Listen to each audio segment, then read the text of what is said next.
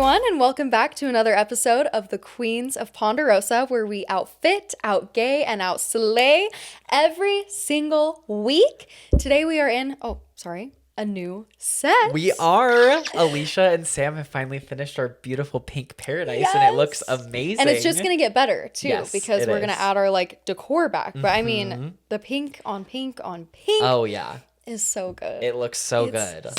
Yeah, I love it. It makes me happy, just sitting in here working, and I'm just like, this is the girls' room. It's like we're in the Barbie movie. I love it. It's so good. It's the Barbie Dream House. We're in the Barbie movie. We're in Glinda's penthouse at Shiz. Yes, absolutely. We're on the Vatu tribe, one might say, with all this pink around us. Yes. Yeah. We are on the Vatu tribe right now. We are. And the Vatu tribe, There's some hot goss. There's some hot goss right now. Yeah. This episode, we're covering episode 3. Yes. That just aired yesterday. Uh-huh. And there was a swap. There was a lot of friendships reuniting, getting back together. Yes. There was a lot of loose lips. Lots of loose lips, especially one pair in particular. Yes. What else was there a lot of?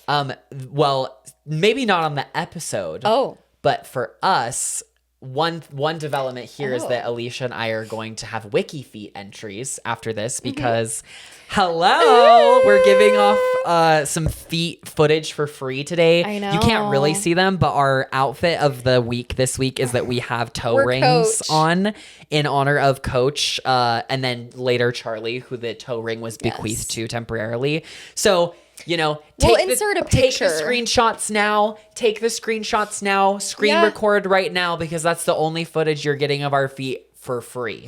The only thing we ask is that you send us 40% of all the money you make off of those pictures. And if you want more pictures or videos, I do take requests.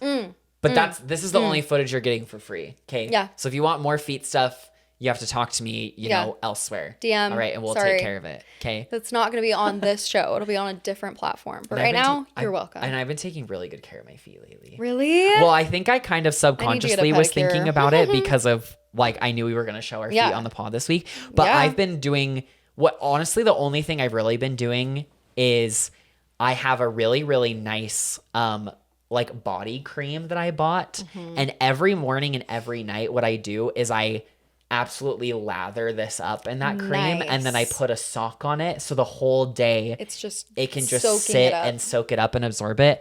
And honestly, I think it's really working because I get this from my mom. My mom gets pretty cracked, scratchy heels in particular, crusty, dusty heels, and I honestly think that they look pretty fierce. They really do. I think my feet look kind of nice.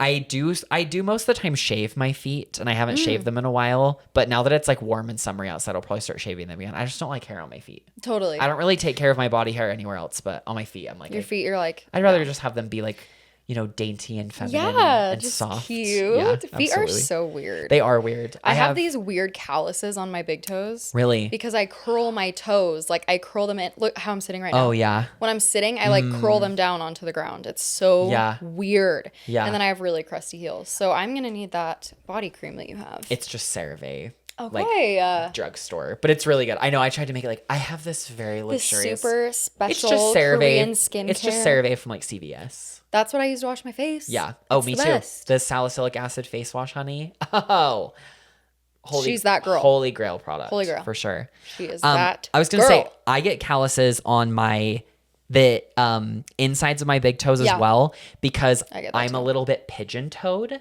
Oh. So when I walk, normally people walk with their feet out like this slightly. Duck feet? My feet kind of do this a little bit. Not super intense. There's people that are really pigeon-toed where their feet are literally in. Mine are just a little bit slanted in like this when I'm walking. Yeah. And so a lot of times I get really intense scuffage on the insides of my shoes because they'll catch each other as I'm walking. And then it'll give me calluses on the insides of my toes. Just a little bit, though. That is so interesting. Yeah, my mom was so pigeon-toed when she was... Sorry, Mom. My mom was so pigeon-toed when she was younger that she had to wear a brace at night to force her feet as she was growing up straighten out. Straighten out. But for me, they didn't do that because they're like, oh, it's not that bad. And now I'm like, well, okay, like, fuck you guys. Yeah, you're like, the bunions on my feet and my shoes wearing down. No, beg literally, otherwise. if I showed you like pairs of shoes I have, I wonder, did I take, oh, my shoes are downstairs. They're downstairs. Even the Converse that I was wearing today, the trim all around the outside is normal. The trim right here on the inside of both shoes is worn off more because my feet will, and I don't even pay attention to it. Do you ever trip? No, I don't ever trip. I would trip. But sometimes I will when I'm wearing shoes that I don't want to mess up. Yeah. I'll specifically think like point out. You're like when you're walking. But even like doing this, like trying to point my feet out that way, like that's like a normal person. And it doesn't hurt my heels, but I have to like force it out there. It's like try. Uncomfortable. Like it's very comfortable for me to be like that instead. Wow. I know, isn't that wild? That's so adorable. I keep slouching, man. I'm trying to keep my posture good. It's okay. Just all loosey-goosey today because I flashed my feet. I love the matching set. Thank you. We're just so cute today, you guys. Today, we really are. Our toes are so cute. I think toe rings should come back. They should. Let's bring them back. I really do. Toe ring summer. Toe ring summer. I'm saying it. And you guys can hate, but this is our podcast. Yeah. Okay? It is. The queens are speaking. The queens are speaking. And the queens are saying toe rings can be back in The queens are saying toe rings are back in. They're back in. The queens are saying that like matching sets are in. Always. It was the first day that I was feeling it's like not even summer, I know. But today it was very warm. Very sunny, blue sky, fairly warm. I think it was like 58 or something today in Salt Lake. And I was like, I'm feeling summery. Next week, I wore this. It's going to be mid-70s. Wow. Is that not crazy? It is crazy. And I know like Utah, we're all going to die of a drought, whatever. Yeah. We have no water. Yeah. I don't mind.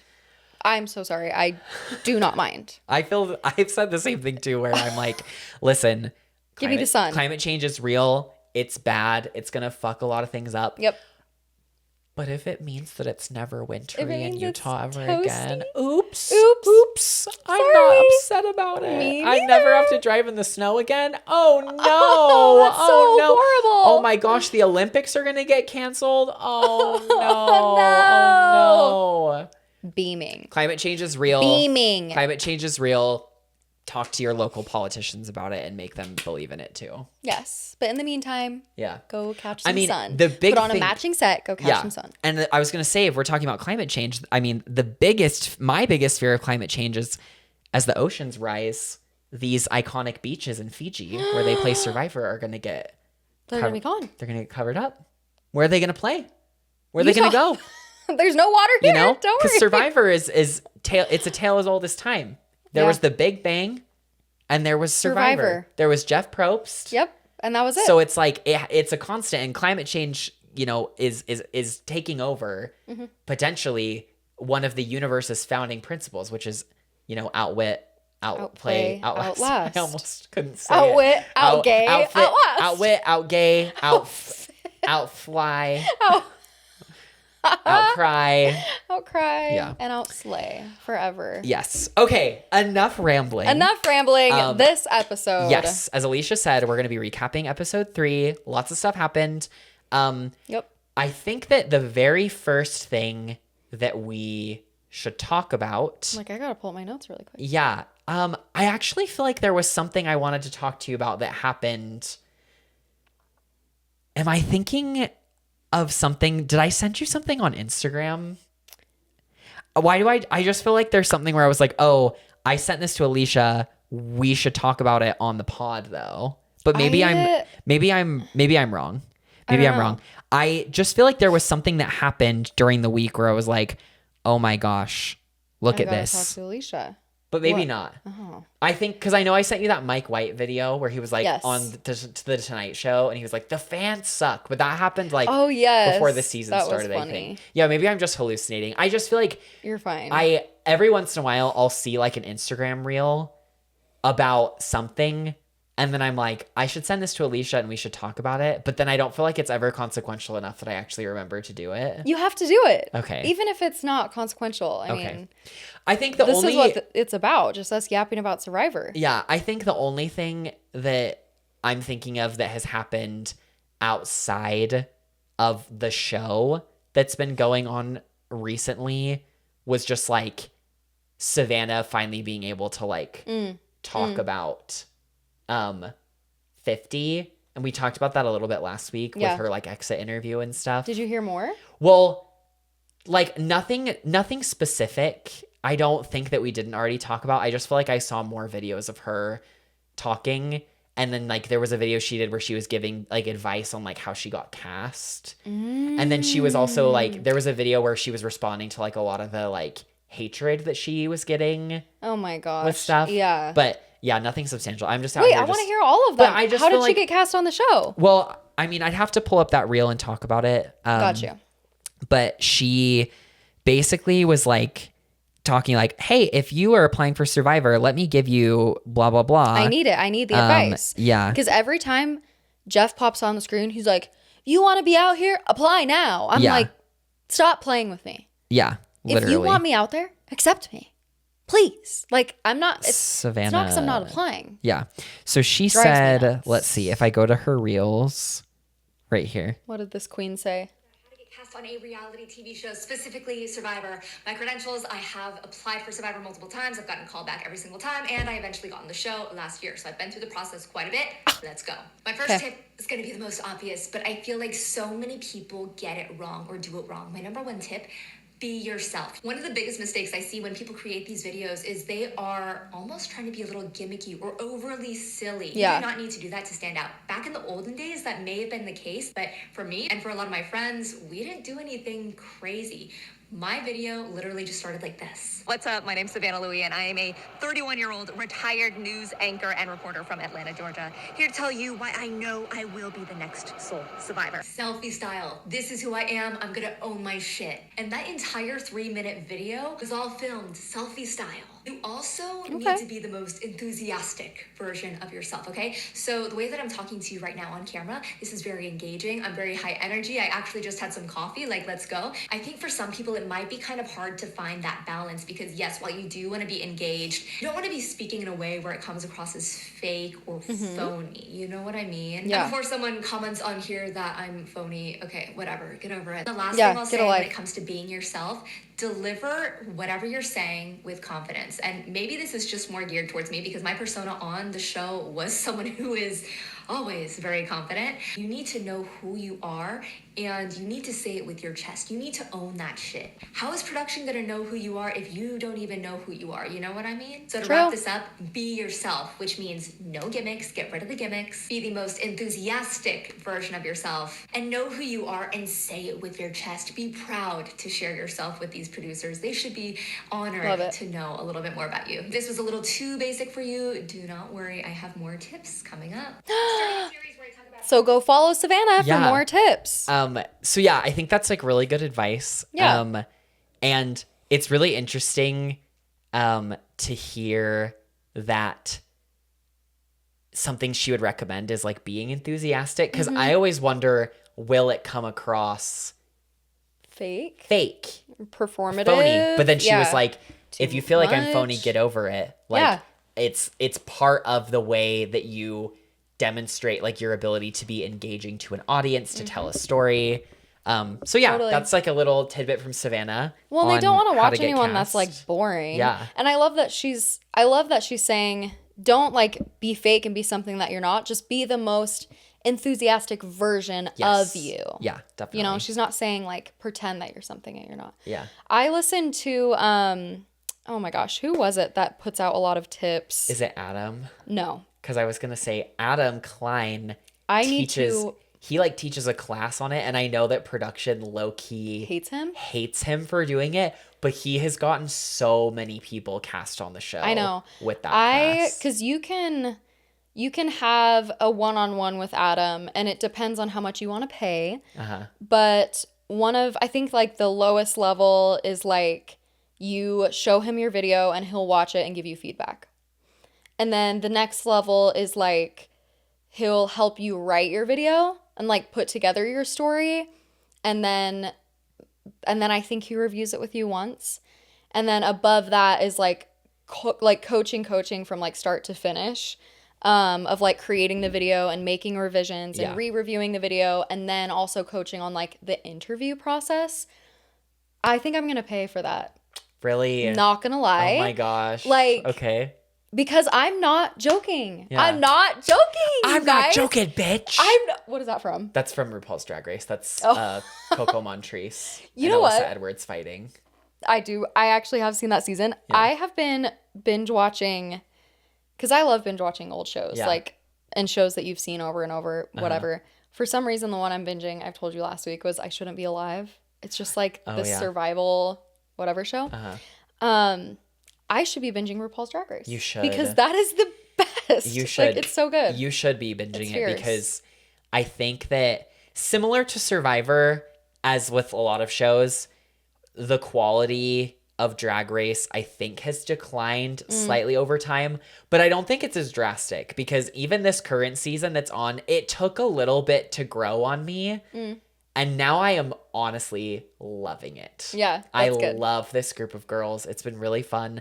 Like, there's only a few seasons of Drag Race that I would say are straight up bad. Like, I would probably say, like, 11 and 13 are the only ones I would say are, like, straight don't up even pretty watch. bad. Yeah. Like, you could still watch them as a thing, just like Survivor. But, like, if That's somebody true. was like, what seasons of Drag Race can I skip? I would say, like, 11 and 13 are probably fine. The difference is that on Drag Race, they do All-Stars every year.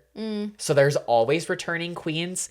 And this is going to sound shady, but I mean what I say. They're kind of scraping the bottom of the barrel for All-Stars now because I feel like everybody Step that up, wanted queens. to do it has done it. Yeah. So they either bring back people that have already done All-Stars or they're casting like girls that went out first on All-Stars. And like, no shade.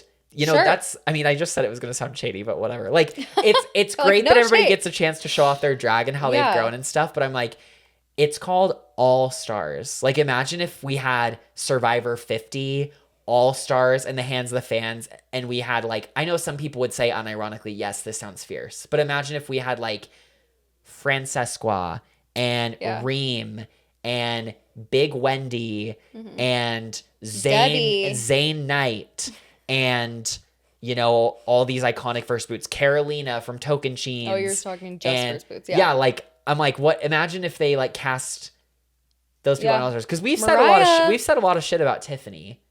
But it would be like, imagine if the Imagine if the entire half cast was the Tiffany. cast was, yeah, like people like Tiffany. That are just like, And huh? Tiffany made it deep in the game, so it's not even like anyway. Yeah, it's not even Anyway. that big of a head scratcher. Yeah, because this upcoming season of All Stars, the cast always leaks ahead of time, like Survivor. Yeah.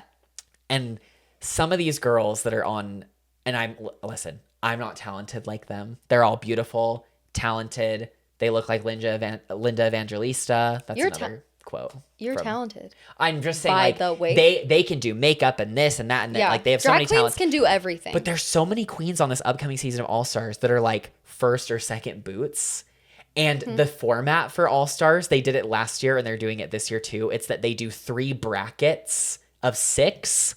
Okay. And the top 3 queens of each bracket make the merge and then do the rest of the competition. And I'm like, I feel like you're setting up some of these first boots to fail and you're just casting them to fill space as like filler so that the girls you actually want to go far will go far. Now, granted, we had a first boot on the last season of All Stars and she was amazing and dominated. Her name is Irene the Alien. And I Okay. just saw her live a couple weeks ago. Oh my And she's gosh. amazing. But like, she's the exception, not the Yeah, rule. yeah. So Not the like, rule. listen, Hershey LaCour-Jete, Lucky Stars, Joey J. It's not official that you're on All Stars yet, but we know that you were. Congratulations that you're there. I really just hope that you're not cast just to go home because that's Yeah. kind of what it's giving already. So That is a bummer. yeah, I'll watch. I'll Yeah. watch though and catch up Yeah. because drag is really incredible. it's fierce. Because they're makeup artists, they're costume designers, they're performers, stand-up comedians, dancers, comedians, singers, like they do everything. and some of them, literally everything. some of them don't do any of that at all, and they're still there, and that's fierce. Too. and that's fierce too. Yeah. Because they're putting themselves out there and like yeah. doing it. And you know what? Yeah. We're all born naked. Oh yeah, and the rest is drag. And the rest is drag. I went to, funnily enough, I went to a drag show last night. You know Katya. Yes. Katya was in I Salt know Lake Katya. last night. So I went and saw Katya. Oh my god. And there was a bunch of local queens there too. And there's something kind of bubbling in the local Salt Lake City drag scene where I feel like there's a strong desire just for like visibility that they want like a Utah girl on Drag Race. Like I've heard more local queens talk about it in the last few months than ever before. Really? And I really, really would love for a local girl from Utah to be on Drag Race, because it would be just so fun to be invested in that, and that we've never had a queen from Utah before. There's queens that have actually been like raised Mormon and have been on the show, but we've never had a girl from Utah. That would be so cool. So yeah, there's a few that I would love to see. There's the one I would love to see, her name is Sequoia. But Sequoia is a bearded drag queen. And I don't think that's RuPaul's vibe, because there's never been a bearded queen on Drag Race. So I feel like if Sequoia was to get cast, she either have to like shave the beard or be a not first. get cast. I mean, I guess. Or be a first. I guess, yeah, that's true. Like we had a first a couple seasons ago. They had a straight man on there because he's a drag queen. His name is Matty Morphosis. Okay. And he's fierce and I love him. But yeah, that was like the first like straight guy that was on Drag Race. Wow. On Drag Race UK, they've had like cisgender women that have been on as drag performers. But yeah, on the US version, we've had mostly gay men, and now recently they've started to open it to like trans men and women too. But for a while, RuPaul kind of had like an unspoken bias against letting trans people compete, because I think I mean, we don't need to. That's a whole other topic to get into on this podcast. I'm just saying, I think Ru was very much of the idea that like, I can't speak for RuPaul, of course, but it just kind of seems like the vibe of the show was like, this show is about men dressing up as women and impersonating them, and he kind of had a narrower view of what drag the kind is. of drag that could be on Drag Race. And then eventually that stigma seems to have faded, because now there's always like different people. There have been many trans contestants on it now, which is fierce. Wow. So yeah. Awesome. Anyway, all that being said, we started on toe rings and made it to drag queens, trans rights and drag queens, which is fierce. So let's finally get into the episode. So first things first, we basically like get almost straight into the tribe swap. Really, the only thing of significance that happens before it is Rick Devens and Christian Hubicki kind of reconvene after the previous night and are catching up on what's going on. Oh my God, we hid the idol at Tribal. I can't believe we did that. Like, you know, Rick is in confessional, like, who would be stupid enough to try that? Us. This guy. And we did it. So then they get tree mail and they read the note. Really quick, it was so funny because Christian, they like replayed what happened the night before. Yes. And when Christian tripped and fell, he was like, yeah, I did that on purpose. Yeah. Like, and everyone was laughing at him, but it's like, Christian, you genius. Like, yeah, he literally did. I feel like we got to see so much of his acting skills. Yes.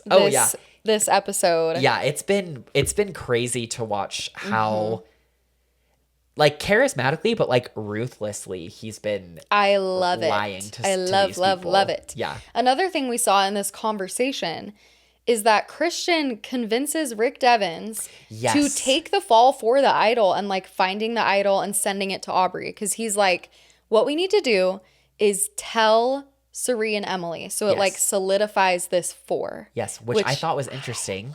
Yes, because we haven't heard them talk about those 4 as a 4 before. Yes, I wrote that down in my notes where I was like, okay, they're calling this a 4. So instead of it, what we viewed it as, which is like the 3 plus Ozzy and Suri, seems like Suri is considered like a core member of this alliance, which is awesome for me. Yeah. Because I love her and I'm rooting for her and she's my winner pick and she's on my draft. But yeah, I thought the same thing. I was like, oh, interesting. Like she's a lot closer with Emily and Christian and Rick than we thought, which is cool. And we knew pregame, Christian said he wants Suri to be his number 1 and he wants to go to the end with Suri. Yeah. But in the episode, like in the episodes, we haven't seen that until now. Yes. And especially with what Jenna was saying, how like Christian said Suri needs to be the first one to go. She's the biggest threat. Like, and he did, but he said it without saying it to her. And he like had her take the fall for that. And I think he's now having Devens take the fall for a lot of things that he's doing. But anyway, just so interesting and so cool from Christian. Fun to see this 4 kind of come together.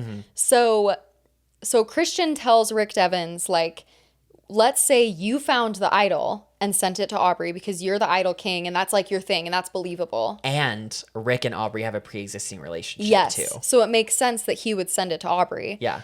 And Rick doesn't, like, I think he's so starstruck with Christian, as I would be. Oh my gosh. Also, I had a dream last night. Okay. That Christian was in love with me. Oh, love. And that we were Who like. Who wouldn't be, though? Oh, stop. You're so sweet. But we literally were in like a Survivor-like situation. Uh-huh. And I haven't even told Sam this. Oh my gosh, it's so funny. It just came to me in this moment. Yeah. Anyway, we were like sitting around fire or something and just like chatting. And I go to like walk past Christian in front of him. He literally like sits me down on his lap and he's like, don't like come sit next to me. Like, don't go anywhere. God. Literally sits me on his lap and he's like talking to me and like playing with my hair. I was like, what the crap? Look at you in a showmance. Not a showmance for Christian, Alicia. Vicky. That's so funny. Anyway, so funny.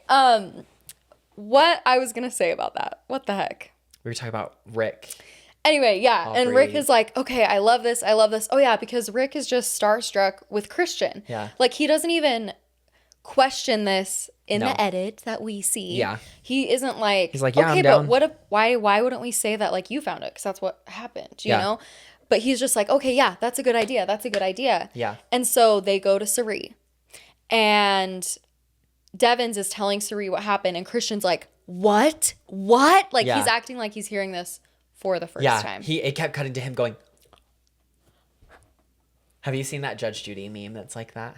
Yes. The one where it's seen like, the Judge Judy meme like your this. car hit his car, and the guy's like, and then she goes, your car. Yeah, so fierce. That's what Christian was giving. She just like trolls him. Yes, yeah. Judge Judy. Yeah, love her. Yeah, Christian was Love giving Judge that. Judy. So we saw more acting from him, and Cerie's like gagged, and she's grateful. Yeah. And she's like, this is perfect. Like, Aubrey has the idol, da da da da da. Yeah.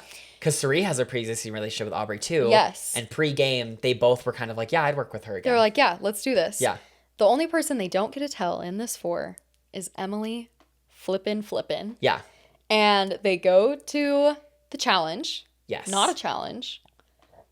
Excuse me. But a tribe swap. Yes. And Christian is like, crap. We have to tell Emily. Yeah, they like, for whatever reason, didn't get a chance to talk to her alone. Yeah. It was kind of like... Well, she was like talking to Ozzy and talking to... I know, but I'm like, why not just be like, hey, Emily, can I talk to you for a second? For sure. Like, I understand. I mean, granted, like, yes, it's Survivor 50. Everything is probably so calculated. Like, you never want... But it's like, everybody knows they're working together at this point. For sure. Like, everyone knows that it's basically the 5 plus Joe. Yeah. So, like, why wouldn't they just be like... Hey, Emily, can I talk to you for a second? Or like, Emily, can you help me carry this down to the beach? Mm-hmm. Like, you're telling me that by the time you got tree mail, there was like no opportunity for you to do it? Or like just instantly? Like, it. I don't understand. You know, I've never been on Survivor, so I don't know what the timelines are like. And like, I know there's strict times because they have to like get driven to the challenges. They have to like be ready to get in the cars. Yeah. But yeah, I thought that was kind of odd. So yes, as you were saying, they get to the challenge. They get to the challenge. Yes. Christian is like, I have to hurry and tell her. So he leans over on the mat and is just like, Aubrey has an idol. What else did he say? That like, pretty he much was, that. He was just like, Aubrey has an idol. We found it last night. We gave it to her. Yeah, and she's just like, and Joe behind them is like, yeah, staring at them, like eyeing what's going on. But anyway, she does not take this news well. Yes. And she was like, what the heck? I thought we were working together. And she doesn't have the context as to why they gave it to Aubrey. Because to her, she was like, why wouldn't you just like keep it for us to use? Yeah, because like, she doesn't know. I thought we were an alliance. You're just now telling me this. Yeah.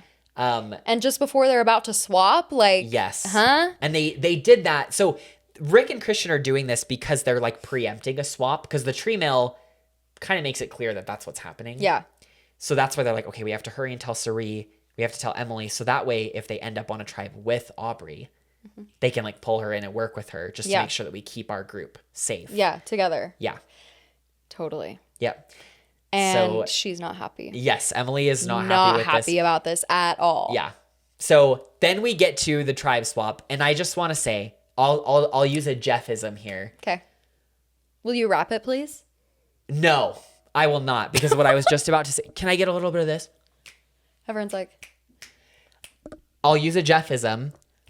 One of the cringiest moments in the history of Survivor. I could not believe my eyes, my ears, my mouth was agape. I was like, oh. And our toes were ringed. The Jeff that went into the studio for the Winners at War song woke up and was like, that Debbie Ryan meme. Mm-hmm. I went into the office of the president of Disney Channel and I sat down and said, I want to make history.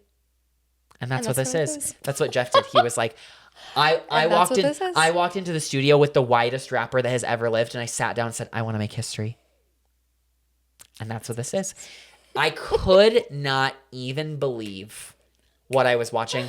I know that it's corny and played out to make fun of Jeff at this point, to make fun of Survivor. I know it's corny and played out to talk about how like, oh, the show is so soft now and blah, blah, blah. But I just want to make it so clear that I have never seen anything like this before, and I could not. It's like you thought fried chicken and waffles, like you thought that was bad. Nope. Oh my God. I'm like, what's in the water out there? What's in the water? What's in the air? We don't know. You know, we're talking about climate change. Like, is there so much pollution in the air in Fiji now that Jeff, you know, is losing it? Or do you think he's literally like in the producing studio like, oh, ideas for season 50. What if I rapped about the tribe swap? And they're like, oh my God. Like, yes, that's what it felt like as he was like, he did a line of coke and was like, oh my God, I'm a rapper. I'm a songwriter. I wrote this song before. Speaking of, since I'm bringing it up now, Go ahead. Did you ever see those hilarious edits where people would edit in the Winners at War song into other moments in Survivor history where it was like really inappropriate to do it? I've never seen this. Like there would be like people would edit like people getting like a medevac or something. So like Scoopin would fall into the fire and like run into the water, and he lifts his hands up and you see the skin and it would go like, Winners at War! Come! And it was so funny. It was so funny. Like I watched a million of those because Winners at War was happening during COVID too, so people were just bored at home. Yeah. Oh my God, those were so funny. So I'm sure that like people are going to do the same thing with this, and they'll like edit in this rap, or they'll write raps for like Jeff if he was rapping about hidden immunity idols. Yeah. And I'm excited to see those memes. I'm stoked. But like I just like I know who approved it. It's Jeff. Like Jeff approved it, but like the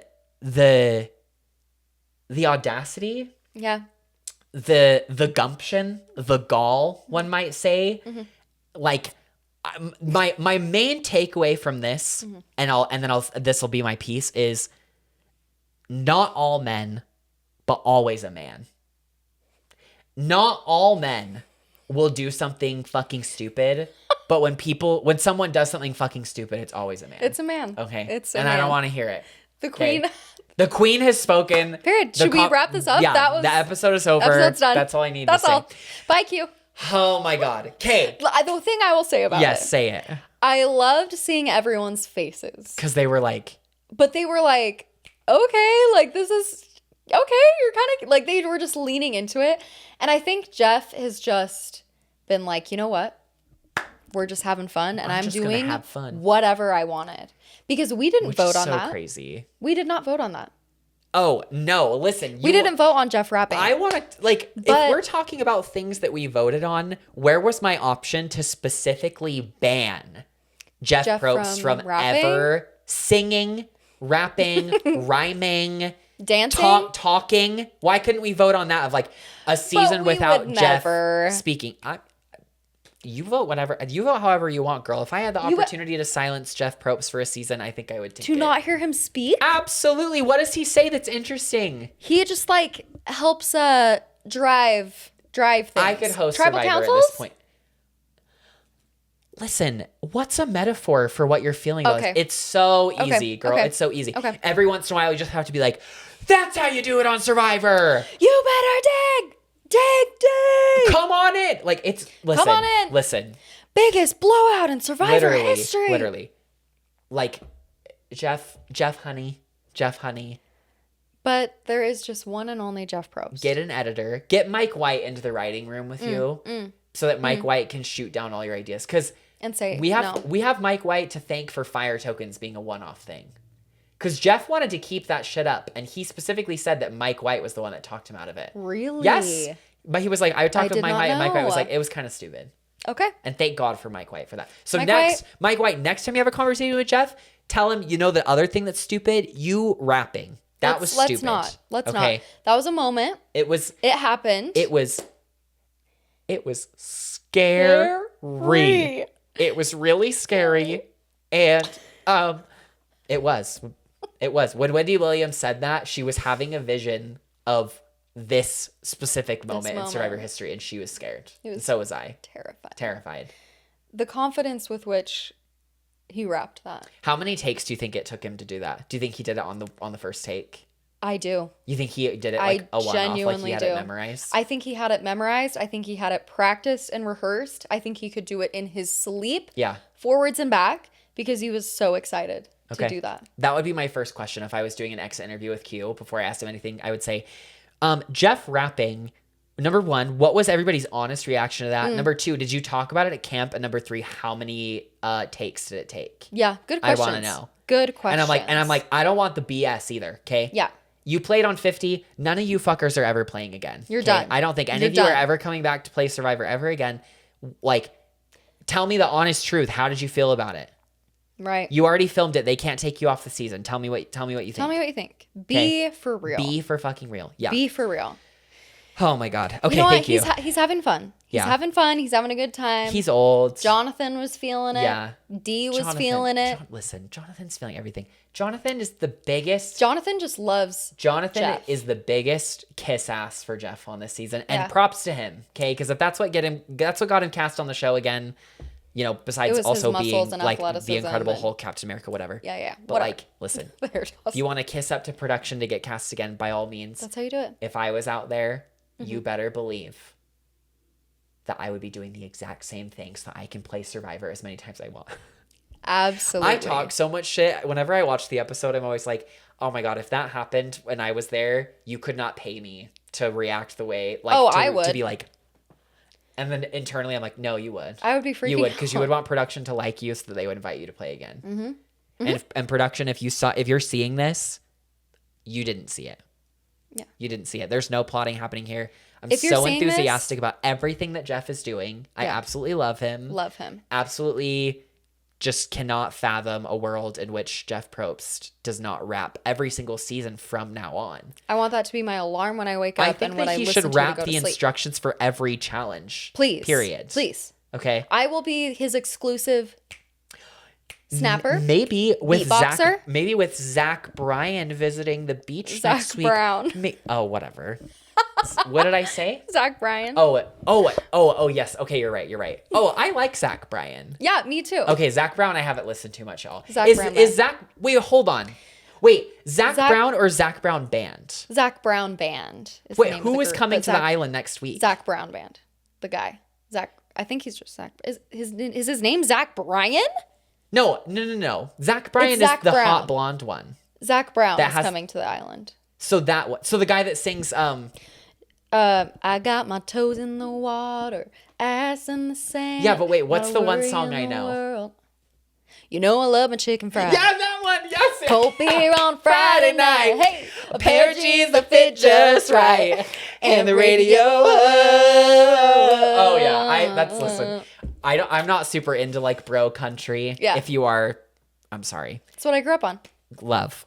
That song, I love it. Oh, you could put that song on in a gay club, and we would all be like, oh yeah, love chicken fried. Chicken fried is where it's at. So if with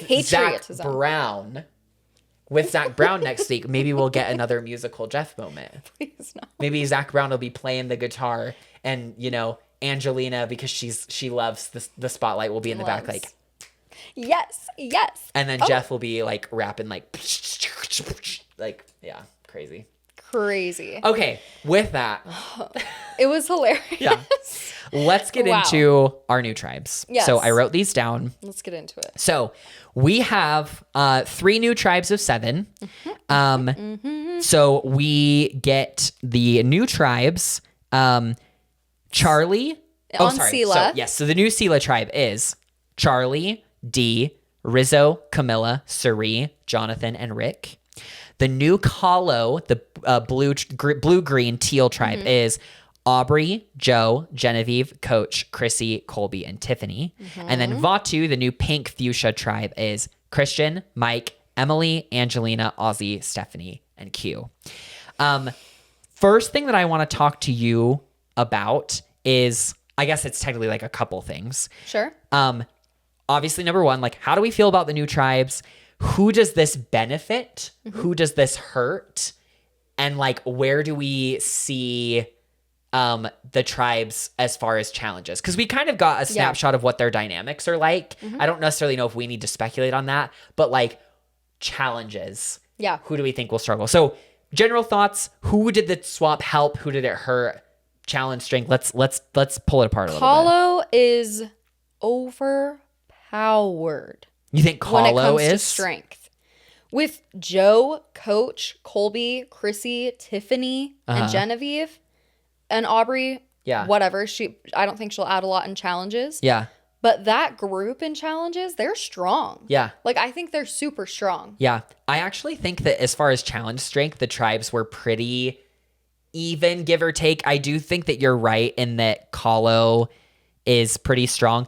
Before this episode, I would say the same about Vatu, but with them voting out Q, which we'll get to later, I think this tribe may be the struggle bus. Will you pull up the list of our drafts again? Where is the list of our drafts? It's in our Google Drive. Okay, I need to log into the drive really quick. Yeah, and if you need, I'm pretty sure I'm logged into it on my end already. Yeah. I was gonna say, speaking of drafts, yes, I'm doing pretty good.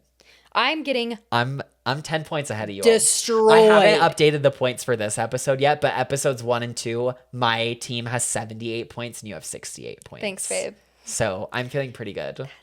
But I finally lost my first member because Q was on And mine. you know what? I'm not happy about that though. That Q's gone. I think either way, you were going to lose someone this week.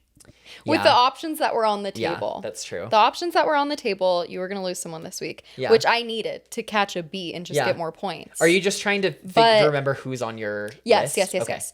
Okay. Because I just wanted to look at that really quick and then go back to, okay, let's just talk about Kahlo for a second because they're on my mind. Yeah. I do think that they are by far the strongest of the division. Yeah. Just when it comes to strength, period. Just like strength alone.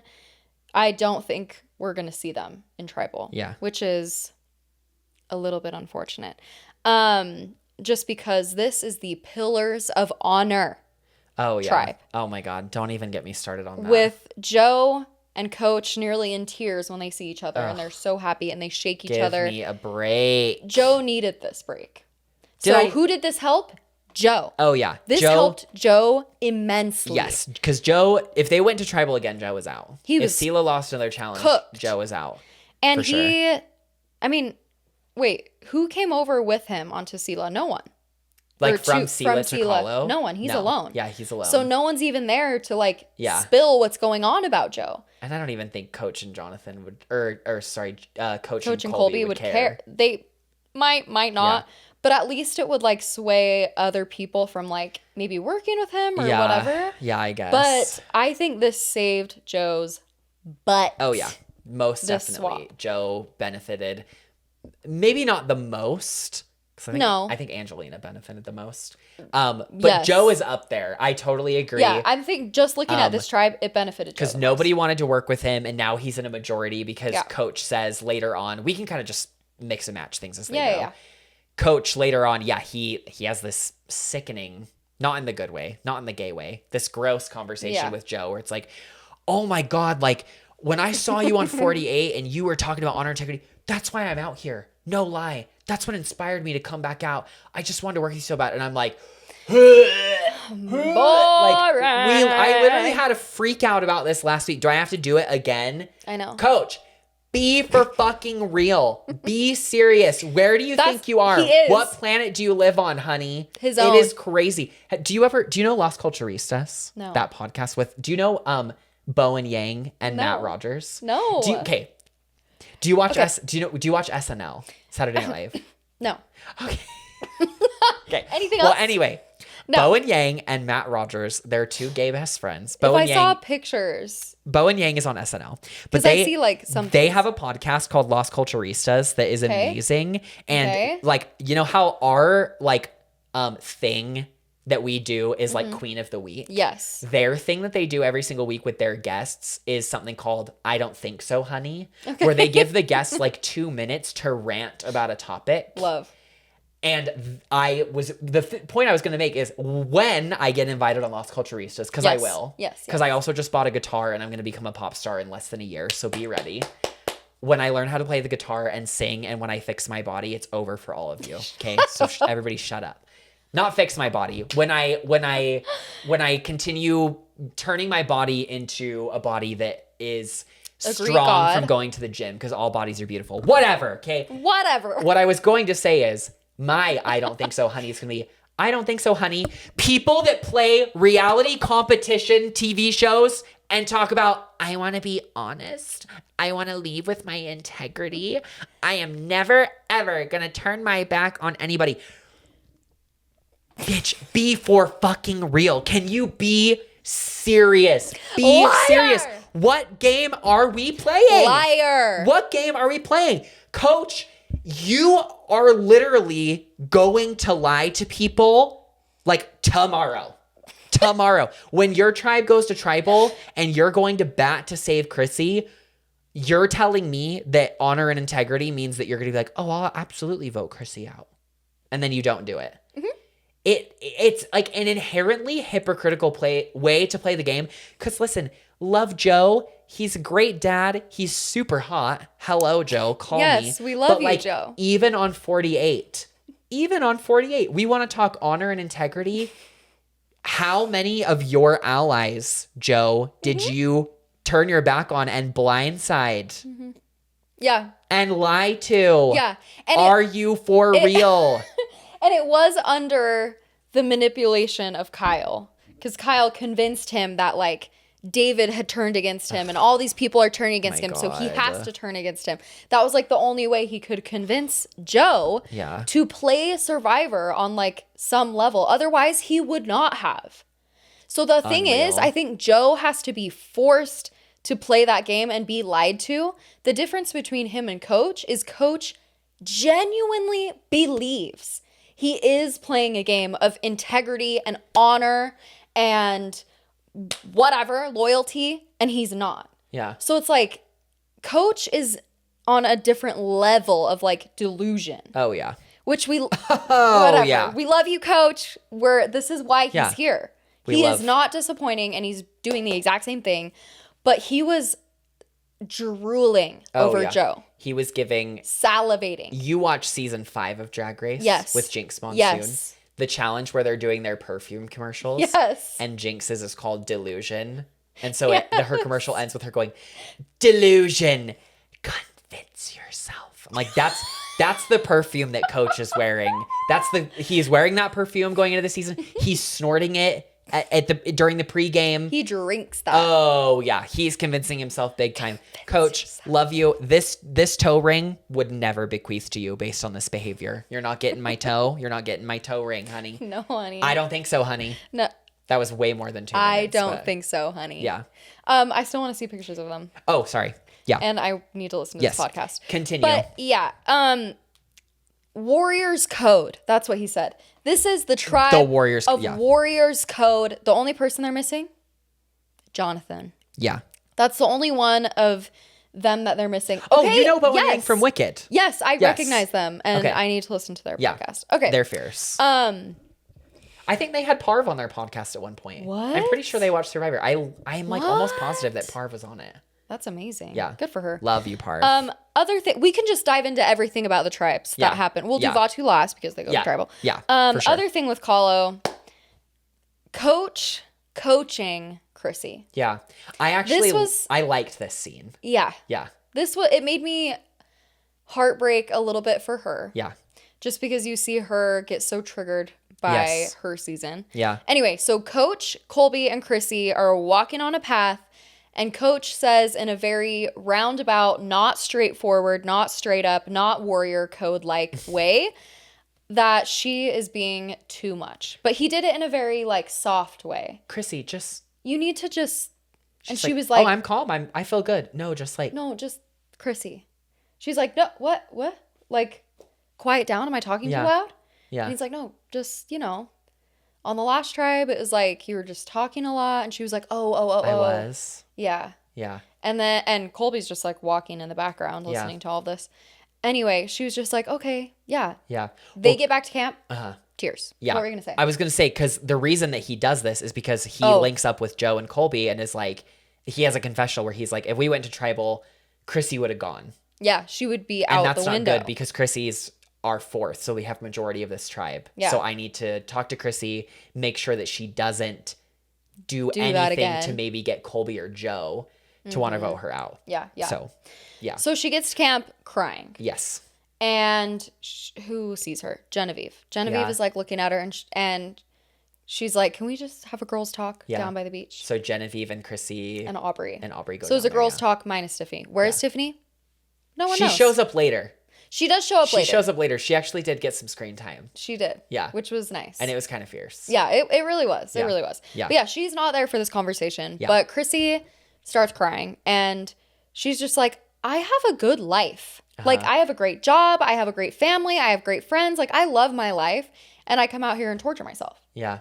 And no one likes me. Yeah. And I'm likable. Like, it's just this hard moment for her of like, why? Yeah.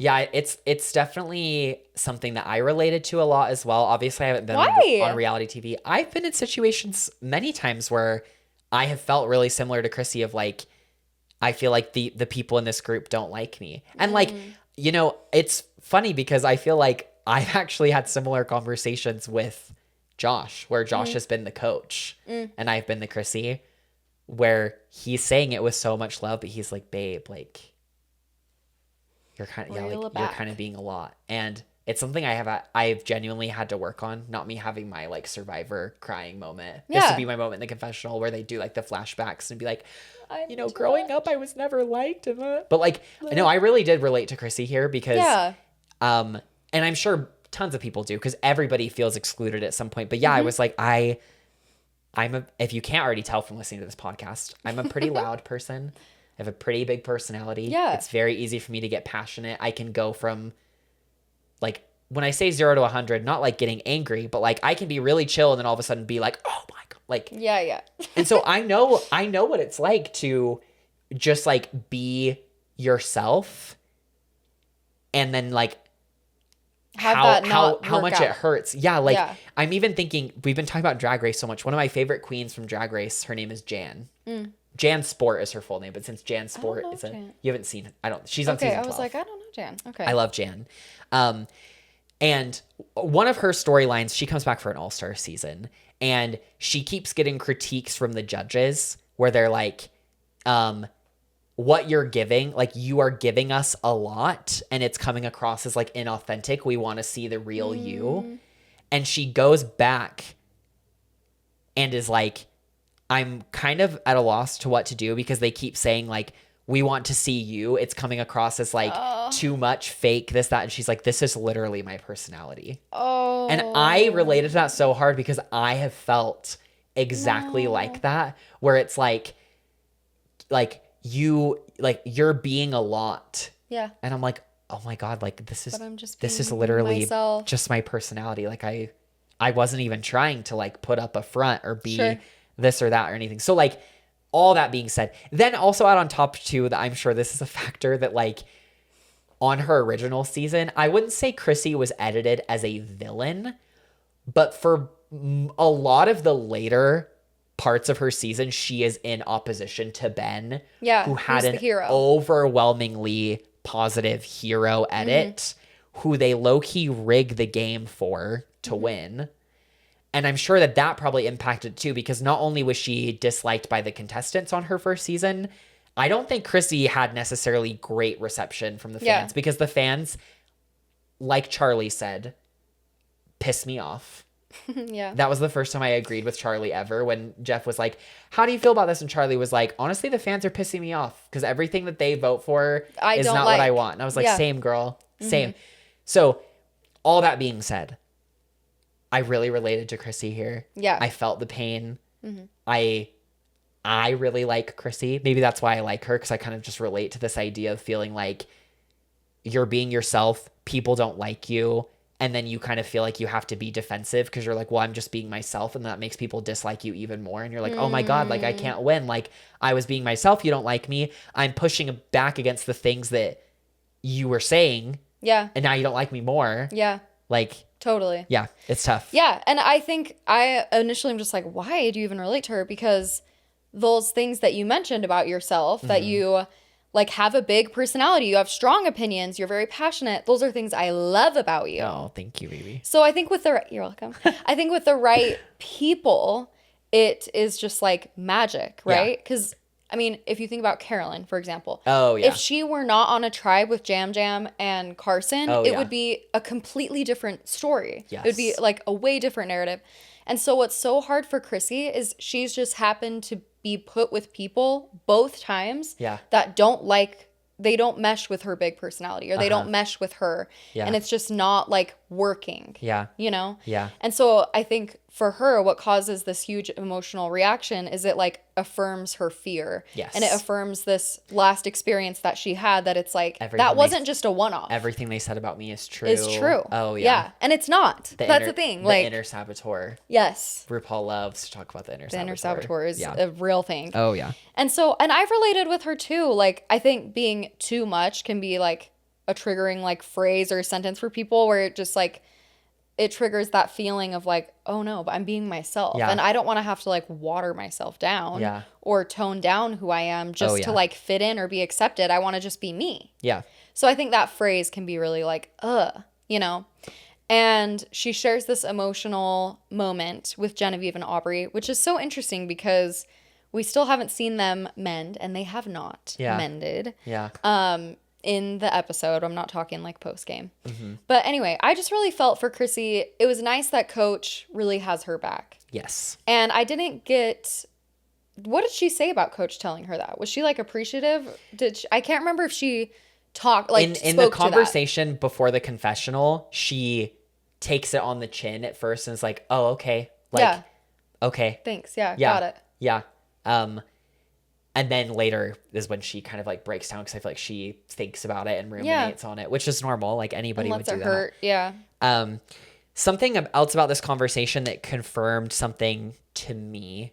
Obviously, we don't know if it actually does, but when Coach said like Chrissy would have gone, that confirmed to me what we had talked about previously, that I think Charlie and Dee were working together a lot more closely than the edit was portraying, because like we said, that OG call-o, it was like Coach, Jonathan, Chrissy, and maybe Mike White.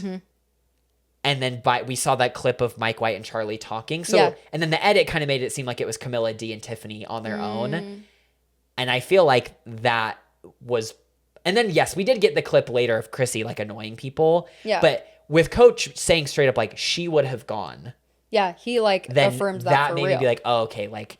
Yeah. I think that Charlie and Dee were working a lot more closely, because if it was a done deal that she was leaving, that means that like him, Jonathan, and Chrissy were outnumbered, and the only way that would happen is if Charlie wasn't with them working with Dee and the girls. Yeah. So I think their on fire kindredship is like runs really deep. For sure. Really, really, really deep. For sure.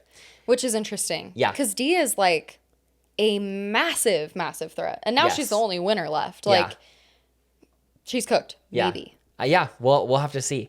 Maybe. The other main storyline we get on Call-O this episode is with Genevieve.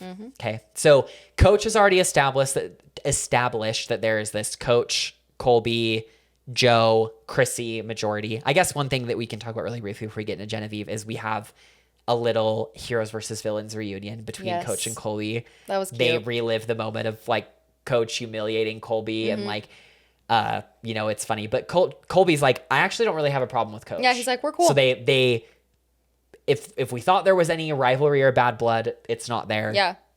So anyway, Genevieve. So Genevieve is like, she gets the confessional after the swap and is like, from what the fans are voting on, I'm hearing the fans want us to suffer and they want chaos. And that means that things are going to be really challenging for us moving forward. She also says, like, I miss my old tribe. I was in a great position. So now what I'm doing is I'm just trying to like reestablish connections. And in so many words and actions, she basically is like, what I also want to do is I want to throw Aubrey under the bus because, you know, her and Aubrey have had this weird tension. So then there's a montage where she goes to basically everybody on the tribe. She's already connected with Colby, which makes me think by extension, she's also probably pulled into this 4-person alliance as like a fifth, leaving Tiffany and Aubrey on the bottom. But she goes around, so she tells Joe, she tells Chrissy, she tells Tiffany, she tells everybody like, Aubrey and I were talking on the first day. And then, you know, Aubrey like went around the next day, was telling everybody that I'm a huge threat. So I just like don't feel good about her. Basically trying to get everybody to go for Aubrey. Yep. And then tells Tiffany. And then Tiffany is like, fuck She that. was like, okay. Yeah. Tiffany I'm then going. goes to Aubrey and is like, hey, here's everything that Genevieve said about you. And Aubrey's like, wow, I could cry. I want to hug you because you've confirmed my gut that I've been feeling this whole time that Genevieve's out to get me. So kind of like a weird self-fulfilling prophecy from Genevieve where like, granted, Aubrey did say like, can I trust you? I don't know how I feel about you. But then Genevieve like kind of confirmed Aubrey's suspicions in the first place. So then Tiffany is like, we should work to get Genevieve out. So it'll be really interesting. I don't think this tribe will lose, like I you don't said. either. I but really don't. if this tribe loses, it'll be interesting to see if we get any momentum on that front because from outside looking in, there's a pretty impenetrable 4-person alliance plus Genevieve. But Aubrey has an idol. And nobody on this tribe knows for sure that she has it. Yeah. Genevieve suspected it. Q in his exit interview was like, everybody on Vatu was convinced without a shadow of a doubt she had it. Yeah. But they don't know. And so the most realistic scenario I could see happening is if they go to tribal, they're going to split the votes between Aubrey and Tiff. Yeah. Which is a little risky because if they split it 3-2, and then Tiff and Aubrey vote together, all it would take is one person to fuck it up.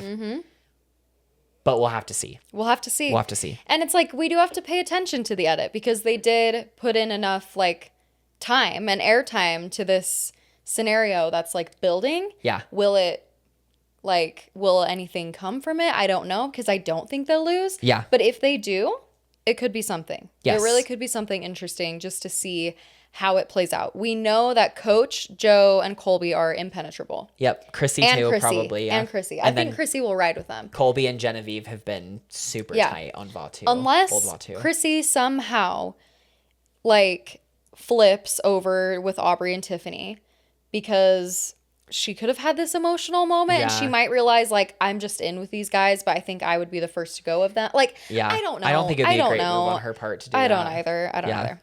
Okay. Oh, wait. On this tribe, who was together on their last tribes? Because we have Aubrey, Genevieve, and Colby. Aubrey, Genevieve, and Colby were from Vatu. Yep. So we have and then 3 we Vatu. had Tiffany, Coach, and Chrissy were on Old Kalo, and then Joe is the sole Sela. Yeah, that's right. 3-3-1. Yep. Okay. Yep. So Aubrey, Tiffany on the bottom, most likely.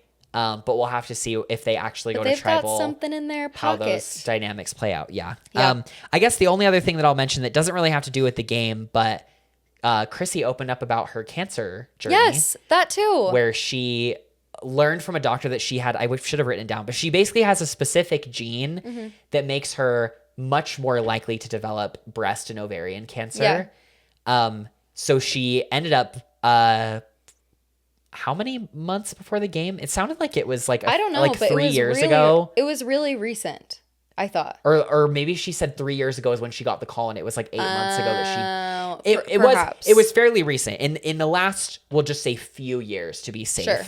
Yeah, Chrissy ended up having her... A double mastectomy. Her uterus or her ovaries and fallopian tubes removed. And her uterus? Was it everything? I can't remember if her I think it was removed. I think she just said her breasts, tubes, her fallopian tubes, and her ovaries. And her ovaries, yeah. All so taken out. A lot. Yeah, she's a warrior. She is a warrior. She was saying like even that didn't get me down. Yeah, she's like that didn't even shake me. Yeah, and I'm like breaking down here. Yeah, definitely. Oh, I love Chrissy. I just love a strong woman. I pray for her. So that's where we're at on Kalo. Yep. Because they later win immunity, so we don't see anything else from them. Yep. Moving over to Sela. Yep. Again, we've got Charlie, Dee, Rizzo, Camilla, Cirie, Jonathan, Rick.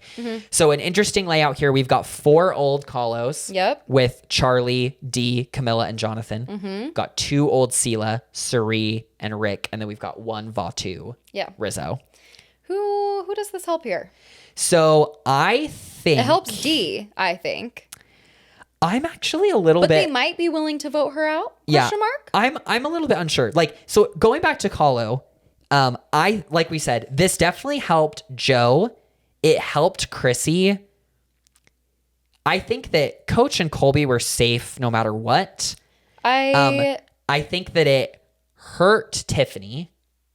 Yeah. I would say Aubrey was also going to go home on Vatu no matter what. So, like, I wouldn't necessarily I still say. think it helped her a little bit I think more. it probably helped her a little bit too, Yeah. just to reshuffle things. And then Genevieve, I almost low-key kind of want to say hurt. Yeah. Because I think there was no way she was going home on Vatu.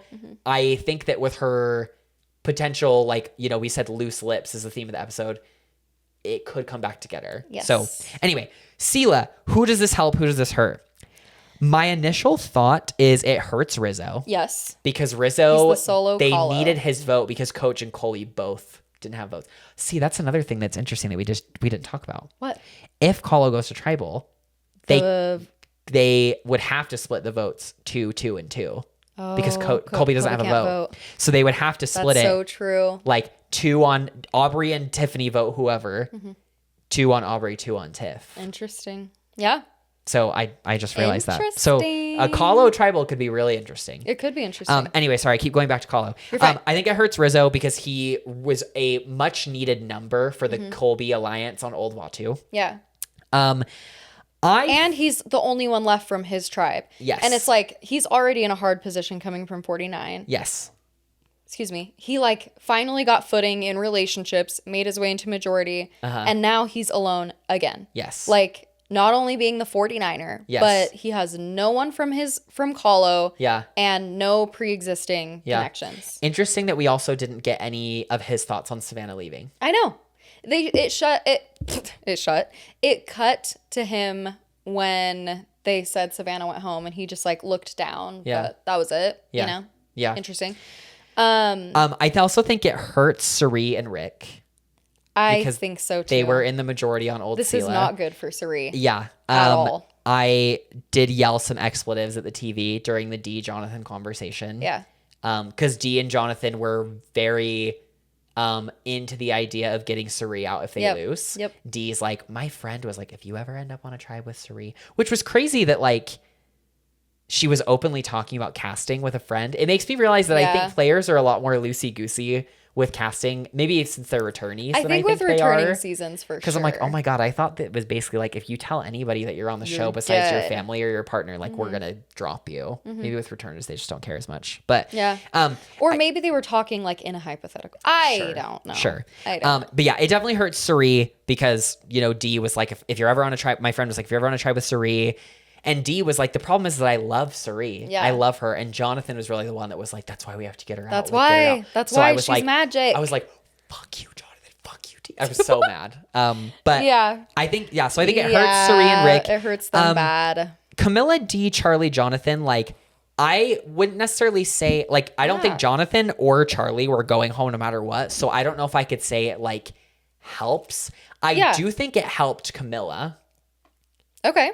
But I feel neutral on the other 3. Charlie, Dee, Jonathan, I feel neutral. Like, maybe it helped Dee, but, like, Charlie and Jonathan weren't going home at all, so I wouldn't say, like, this helped them. I think they're just still in a good position. That's The reason I think this helps Dee is, like, Charlie, Camilla, and Jonathan, if they do all choose to stick together as a call of 4, they need Dee. They need Dee's vote, And I don't think they will vote her out because no one's going to stick their neck out for Rizzo.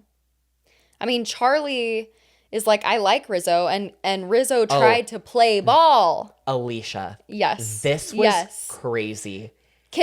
We need to talk about this. Charlie is giving us more and more personality. I know. I'm like, am I? Do we like Charlie? Am I liking Charlie? I'm liking Charlie. And it makes me mad. I was going to say that after It makes me mad because I'm like, he probably had a personality the first time and they just were like, oh, Taylor Swift is popular. Let's just turn him into that. Maybe. So maybe. Here's the tea. ladies and gents and theys and thems. Listen so up. Rizzo is like, you might look at this and be like, oh, on paper, I'm screwed, but I have a plan. Mm-hmm. I want to work with Charlie. Mm-hmm. And here's what I'm going to do. So then he opens up. There's a conversation they're having where Rizzo is talking with Charlie. He's like, hey, can I just like ask you a question that's like unrelated to the game? Charlie's like, sure. And he's like, do you and Maria still talk? And he was like, oh. And Charlie was like, no, we actually haven't talked like a couple days before the finale of 46 aired. You know. And it was awkward. Queen of petty Rosa. Mm-hmm. Maria. That was good. So then, and then he's like, I know that Charlie probably is coming into this game with this desire to like prove that he should have won 46, but his number one turned on him. Mm-hmm. So he's like, I'm going to use that as leverage and be like, listen, I really want to work with you. Mm-hmm. Like, I want to go all the way, blah, blah, blah. Then Rizzo, Charlie's like, not so fast. Another thread through this episode was it basically was like tons of different people finding out about idols and how they work. Because Rick tells Suri about the boomerang idol. Rizzo's about to tell Charlie. Later when we get to the new Vatu, like all those people are learning about boomerang idols. Yes. So Rizzo tells Charlie about the boomerang idols and how they work, tells him that Genevieve sent it to Ozzy. Yes. And it's just like spilling all the tea. And Charlie's like, oh my God, like Rizzo just gave me this amazing morsel. But he's like, however, even though I'm feeling really good about Rizzo because he gave me all this information, there's one thing he said last night that is eating away at me. Flashback to last night. This was good. I liked this from production. It's dark. They're sitting by the fire. Yeah. They're talking with Rizzo about 49 and they're like, did you have like a number one? And he was like, yeah, her name was Sophie Bellardi, Sophie B. Mm-hmm. And you know, which he lies. Yes. Yeah. He's lying about Savannah. And they're like, you know, did you vote for her? Like she made it to the end. And he's like, no, I actually voted for Savannah. And they were like, oh, why? Mm-hmm. And Rizzo was like, well, I told myself on the jury that I wouldn't let feelings get in the way and I would vote for who played the best game. And they were like, do you regret that? And Rizzo was like, well, did you regret that? And then someone was like, oh, so you were the Maria in this situation. And Rizzo was like, well, I wouldn't say I was the Maria because that wasn't the vote that lost her the game. Like Savannah was going to win anyway. And then Charlie's just laying there listening. Charlie's listening and he's like, he didn't like that. What Rizzo said last night proves to me that he's not someone I want to work with. He's like, do I have like a fixation or vendetta on like what happened to me last time? Absolutely, maybe. I do. I'm carrying in some baggage. Yeah. And to me, that proves that Rizzo is not somebody I want to work with. I want to get him out of here quick, which was crazy because the irony of like Rizzo saying, oh, I know how to get to Charlie by saying this, then Rizzo lying about 49, obviously in an attempt to like boost his game. But at that point, Savannah was gone. I'm surprised. Like, so it must have just been... lie about his vote and say that he did vote for Sophie. Because they don't know. Yeah, I know. They don't know anything. I know. Like, I would have been, and he knows. Like, he knows. I know.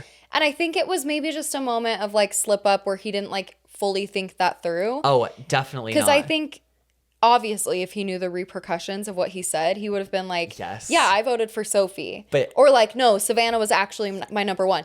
And I feel like what would have been better for him was to tell Charlie the truth of like, hey, she's gone now, but Savannah was my number one. I was loyal to her. We were on the bottom. I was loyal to her to the death. Yes. And I ended up getting out and I voted for her to win. Yes. And like she was my true number one. This was so insane. This was so because I was like crazy. Charlie. I loved this from Charlie. Like has like the wrong read because Rizzo was lying, but like his rationale behind what Rizzo said, I was like, oh my God, I totally get it. Like I would feel the same way. Yeah. Like it was just crazy watching that sequence play out. I was like, wild. Oh my God. And this was crazy. Not only did Charlie say like, we want to get him out soon, he said, this let me know that I cannot let Rizzo get anywhere near the jury seat. I was like, I know. But that also means you could take him all the way to the end. Maybe. Like, you could. Don't put him on the jury. Yeah, it was so wild. It was wild. So wild. But I really liked this for Charlie because we are seeing more personality from him than we have up to this point. Yeah. And I'm loving it. Yeah, me too. I love it. It was crazy. So that's really all that we get from Sela is Dee and Jonathan are like, we should get Suri. Yeah. Rick and Suri are like, we have to downplay how close we are, but it's hard. Mm-hmm. And then Rizzo's trying to get in with Charlie. And now it looks like Rizzo is in a really bad spot. Really bad spot. We didn't see anything from Camilla. No. Which was a letdown. I think Camilla... did she get any confessionals? I should look up the... Yeah, let's look this up again. I should look up see if they still don't like women. Let's see. Survivor 50 confessional. Not that they don't like women, just that they don't want confessionals. Listen, is it that they, I don't know. There's always been a bit of a gender bias against how they edit women on the show. No, it really is the truth. So, this is something I think about all the time. Yeah. As far as like when I get on. Camilla had one confessional. Everybody this episode got at least one. But what did she say? It had to have been about the tribe swap because we didn't get a confessional from her before. But yeah, it was at the tribe swap. Yeah. I think it was basically her being like, "Oh, there's like 4 Kalos here," or something like that. Yeah, I can't remember exactly what she said. It was it was kind of forgettable. Christian and Emily got the most, followed by Q. Which can I say, Christian. Because Emily is my formal winner pick. Yeah. But Christian is my informal winner pick. Yeah. Like the person I really want to win. And I would love to see him win.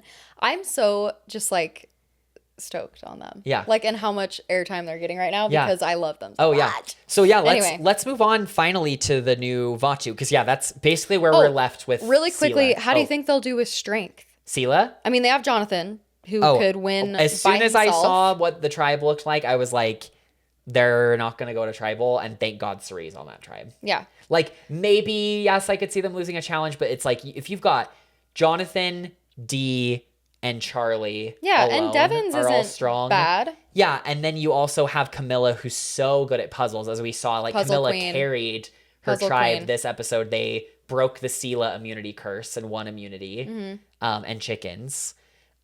So I think this tribe, I think if we don't have another tribe swap and it takes them to the merge, like I think this tribe is going far. Mm-hmm.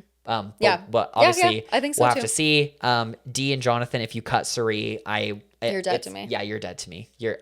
What if you fuck with me? You're dead, Abby Maria. Absolutely. I would have loved to see her come back. Abby Maria should have been on 50. She was really was in contention. They talked to her about it. But anyway, let's finally look at our new Vatu. So yes, as a reminder, there's a lot happening on this tribe. Crazy. This tribe is the craziest. Christian, Mike, Emily, Angelina, Stephanie, Q. So immediately it's like, oh my God. Ozzy. Oh, and Ozzy, yes. All the David versus Goliath people are back together, which was nuts. Which was crazy. Yeah. Did not think that we would ever see all 3 of them interact I didn't think so either. On the I season. really didn't. So loving that. So we've got from old Sela, we have Christian, Emily, and Angelina. Mm-hmm. From old Kahlo, it's just Mike. And then old Vatu, it's Angelina, Stephanie, and Q. Wait. Sorry, you said from Sela you added Angelina in that, but it's just Emily. Oh, what Christian did I say? And Ozzy. What did I say? You said Christian, Emily, Angelina. Oh, sorry. But it's Christian, Emily, Ozzy. Emily, and Ozzy. Yeah. We've got Mike from old Kahlo. Yes. And then Angelina, Stephanie, and Q. Yes. Old Vatu. Thank you for catching that. Yeah, you're good. So before we get into everything that happened, briefly looking at who this hurts and helps. Yes. Immensely helps Angelina. Like, yes. Was a sitting duck on her old tribe, only not going out first because Aubrey was there. Mm-hmm. But Aubrey would have had an idol. So, like, really, really helps Angelina. Saves her cheeks. Her beautiful cheeks. I also think that I think it helps all 3 of them. I think it helps Mike and Christian. Like, even though Christian was in such a good position on his old tribe, like, I think, like, it still is. It's still good. Is great. Like, I guess you could argue that it's neutral because he's still in a good position, but I think it helped all 3 of them. I think the only thing it could hurt is just like the threat of having those three together for because sure. that's not. But like, who's gonna go against them now? Because there's 6 people on the tribe. I know. And like, even if Emily, Ozzy, and Stephanie wanted to flip on them. I think the only thing that saved the David versus Goliath 3 was the fact that Emily and Christian were together. Well, otherwise, and Q didn't have a vote. And something that he talks about this in his exit interview with Rob, but I was thinking about it during the episode. They didn't show it, I think mostly for suspense for the audience, but Ozzy knew that Q didn't have a vote. Because they were on Exile and Q sold his vote to Ozzy. Yeah, that's right. So Ozzy knew that he didn't have a vote. Yeah. So I imagine that even though they edited it to look like a debate between like, oh, do we go for this or this? Ozzy probably told everybody, Q doesn't have a vote. It's just Stephanie. So then everybody was like, well, yeah, why would we? Yeah. Like, totally. They don't even have the votes to get Angelina out. So like. That's so true. Yeah. Anyway. So I think it really helps the David versus Goliath 3. Yeah. Super hurts Stephanie and Q, obviously, because we saw Q leave. This swap completely screwed Q over. I'm devastated. And then that. Ozzy and Emily, I would say neutral. I'm gonna say it helped. Both of them? I'm gonna say it helped both of them. Really? Because I think it helps Emily and Ozzy solidify more of their bond. Yeah. And I think it's gonna help Emily get in with potentially just like the David versus Goliath, like they can help save her, which they really did. Yeah. So I think it will just help them. I think it'll help Ozzy be able to play more of the social game he wants to. Yes. He doesn't have to like lean on Suri and be tied solely to Suri. Yes. We saw him and Mike have this like thing where they're really happy to be back, like to be together. Yes. And they were friends outside of this, whatever. So I guess that's true. Him. When you bring in the fact that he knows Mike from the outside. Yeah. Okay. I don't see Ozzy like being in danger. I think it's only opportunity. Yeah. Because right now he was like a little bit limited back on Sela because he had Suri, but that was it. Yes. Like he wasn't included in the core 4. Yes. But on this tribe, his vote like mattered. Yes. His vote mattered. Definitely. You know. Yeah. So I'm gonna say it helped him for sure. Okay. So wow. Yeah, let's get into the whirlwind that was Emily Flippin. Yes, Emily Flippin. So we start with we get back to Vatu, and obviously there's like, oh my god, the David versus Goliath people together. Yeah. Mike has a confessional where he's like, yeah, like I obviously like want to work with Angelina and Christian, and then mentions that he knows Ozzy outside of the game. So he's like, that's already a 4 there. And he loves Q and thinks that he's the most handsome person in the world. Yes, and Q is very handsome. Yes. So then, to immediately counteract this David versus Goliath trio, Q goes to work. Q tells Ozzy that Genevieve sent him the idol. Yes. And that it's a boomerang idol to attempt to gain Ozzy's trust. So he's like, hey, here's who sent it to you. Here's how it works. I'm telling you this because I want to work with you. Okay. Then Q is like, let's pull in Emily from your old tribe because I have Stephanie and that gives us 4. Yeah. And Q is already thinking, I don't have a vote. Yeah. But I need to pull some people in. Okay. So then Q is throwing Angelina hard under the bus to Ozzy and Emily and is like, let's like form this trio. And because Emily is feeling a certain type of way about what Christian had just done to her on the mat, which was give her information. Aubrey has an idol. We sent it to her. Just so you know. Like, good luck. She's like, can I trust Christian? Why would he not tell me this? And then Emily just spills all the beans. Yes. And tells them, she loses her freaking hey, mind. Christian just told me that Aubrey has an idol. And then Q pulls in Stephanie and tells her and is like, oh, she has the idol. And they're like, she did have it. Even walking back a little bit, when she tells them Aubrey has the idol, not only does she do that, she throws Christian to the wolves and she's like, I don't trust him. Yes. I don't want to work with him. Yeah. We need to like get him out at some point. Yes. So it wasn't like, hey, Christian gave me this information, just so you guys know. It seemed like she was going scorched earth for a second. Yes. She lost her mind. Yes. Lost her marbles. The marbles were gone. No one knows where. They were on planet Coach. Yes. Gone. Oh, yeah. Gone. she continues her rampage. Yes. And just blowing up Christian's spot to everybody. Yep. She does have this good connection moment with Angelina as well. Well, yeah, because what leads to this moment is like kind of like very quickly, obviously the edit condenses it, but she's like, the more that I talk with Stephanie and Q, the more that I feel like they're trying to drive everything. And I'm just just here as like a vote that they need. Mm-hmm. Which is true.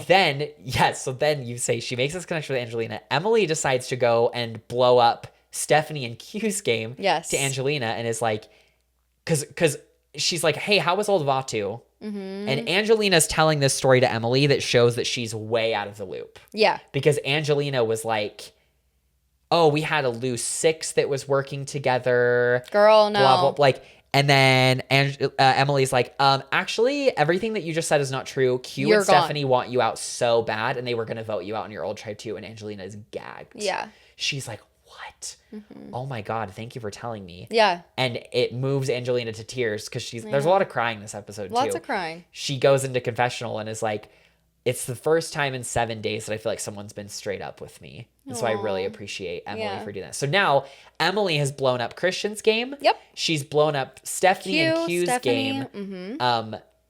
And potentially her own. Potentially her own didn't really come to fruition this episode, but like, wow. What a hurricane. I think she blew up her own game. Like permanently? Not permanently, but she at least blew it up with Christian. Because then she goes to Christian. Yeah. She's like, realizes what she has done. Because after her and Angelina have this thing and like the David versus Goliath 3 are together, she's like, well, crap, I gotta go talk to Christian. She's like, Christian, please forgive me. She was like just so honest and said, and she didn't just say like, yeah, I told them about Aubrey's idol. She's like, I told them that I like don't trust you and da da da da da. Oh, I told them everything. And he was just like, oh my gosh. Like, Emily. Yeah. And then he has a confessional where he's like, I can't trust her now. Like, I can't trust her. How am I going to work with her? He's like, I have to forgive. Yes, and, like, I'm going to forgive her. It in. Mm-hmm. But yeah. Yeah. I think he just saw that Emily is very chaotic. And I think... Which is so wild, too. Because... She needs her Caleb. She needs the Caleb. If anything, I feel like on 45, she developed the reputation of being, like, a very tight-lipped soldier. Like, okay, let me rephrase. Not necessarily tight-lipped, but, like, she didn't give out information. Actually, see, I'm getting my words now. I was going to say she didn't give out information willy-nilly. It just seemed like it was more controlled in 45 because, like, yes, she blew up Sabaya's game to Caleb, but it's because she trusted Caleb. Yeah. She blew up Brando's game to Austin and Drew, but it's because she trusted them. Yeah. Like, she blew up Bruce's game by convincing him to not play the idol. Yeah. Like... So I guess I wouldn't say she has a reputation for being like tight-lipped, but it just seemed like it was a lot more controlled and focused. And this episode, you really could feel the paranoia of her being like, oh my God, like my alliance with Christian isn't real. He's been keeping this information from me. What the fuck is going on? And then quickly also then realizing, oh shit, like I need to be working with Christian. Yeah, so. I kind of just ruined a lot. Yeah. And she really was sincere in wanting to mend with him. And, like, she was very honest. Yes. Like, she was honest. Because she was like, no, it's bad. It's bad. Like, really bad. Yeah. You know, we need to stick together. Like, I got you. I'm so, so, so sorry. Like, please forgive me. And Christian is just, like, an angel person. But he is a little bit more villainous this time around. Not villainous, but just, like, sneaky and conniving. Anyway, so he's like, I know we're going to be okay. Like, we're going to work this out. But it really, I think, will hurt her game long term just because of how much of a power player Christian is. And how, like, with their 4, he's the one driving everything through Devon's. Yes. And Emily is just, like, looped into that as a number. Yeah. And I think Christian would rather go long term with, like, Devon's and Suri than he would Emily. Yeah. And I think that was the case before she even blew this up. And now it's just, like, written in stone. Yeah. That he's not gonna like want to be as open with her, perhaps, or will trust her with as much information. So I think this crash out could cost her a lot. Yeah. Which is sad. But what I did love was like how much chaos really did save her. Yes. You know? Because she like went and blew up she blew up her own spot for a little bit, but then she's like, no, I'm just going to blow up their spot. She like blew up, Stephanie and Q. Everyone else's spot. So that then when they lost the immunity challenge and came back, she ended up in the swing vote position regardless. Like I said, I don't think there was actually any swing vote going on at all because I'm pretty sure off camera. Because Rob Sesternino asked Q like, hey, did Ozzy tell everybody? And Q was like, I don't know, but I have to assume that he did, which is why it was unanimous against me, except for Steph. So the show edits Emily, because basically what it comes down to is she's like, I have to make sure that Ozzy and I are on the same page for this vote. Yeah. Because it's important that we build that bond moving forward. Which was smart of her. The discussion is basically Mike White does something kind of bold where they're standing there and he's like, I'm just going to be straight up. One day is not enough for me to say that I'm going to feel comfortable voting for Angelina or Christian over any of you. Yeah. So I'm going to vote for one of you and I'm probably voting for you, Stephanie. Yeah. And just tell her he straight up. says this to Stephanie, Ozzy, and Q. So tells her straight up. He then says the reason that he did that so bluntly is he's like, I actually think we should get Q out. Yeah. Because Q is chaotic. If you burn him, it's hard to reel him back. Let's just get Q out now. So say we're voting Stephanie, but let's get Q. Let's go for Q. So then Q and Stephanie are trying to get it on Angelina. So then the show edits it that Emily and Ozzy are in the middle.